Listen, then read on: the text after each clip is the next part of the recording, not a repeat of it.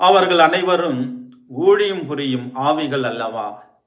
மீட்பை உரிமைப்பேறாக பெற விரும்புவோருக்கு தொண்டாட்ட அனுப்பப்பட்டவர்கள் அல்லவா? எபிரேயர் 1 இறைவார்த்தை 14.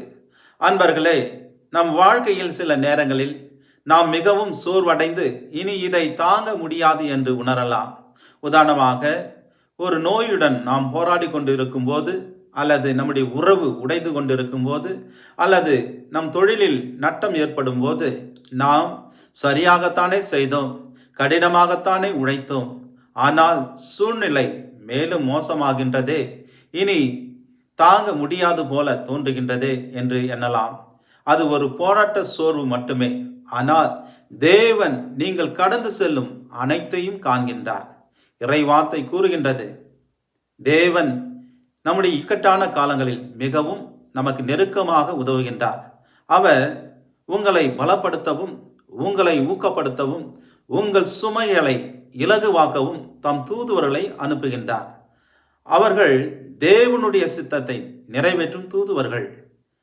நம்முடைய போராட்டங்களில் உதவவும், இருளின் சக்திகளை தடுக்கவும், நம்மை புதுப்பித்து புதிய வலிமை அளிக்கவும் அவர்கள் அனுப்பப்பட்டார்கள். அதனால் உற்சாகமாக இருங்கள்.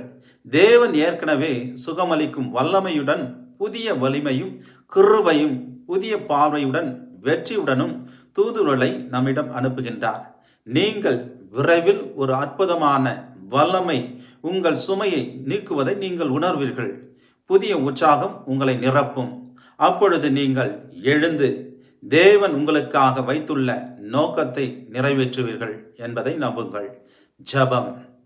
எங்கள் விண்ணக தந்தையே, எங்கள் வாழ்க்கையில் நிகழும் அனைத்தையும் அறிந்திருக்கும் உம்மை நாங்கள் புகழ்ந்து போற்றுகின்றோம். நாங்கள் சுமக்கும் பாரங்களை அறிந்து எங்களுக்கு வலிமை அளிப்பதற்காக நன்றி.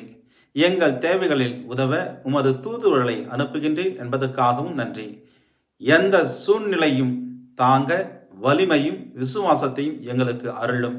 எங்கள் ஆண்டவர் இயேசு கிறிஸ்துவின் திருநாமத்தினால் நம்மை பார்த்து ஜெபிக்கின்றோம். ஜெபம் கேளும் எங்கள் நல்ல பிதாவே. ஆமென், ஆமென். எல்லாம் வல்ல அன்பிறைவன், தந்தை, மகன், தூய ஆவியார் உங்களை ஆசீர்வதிப்பாராக.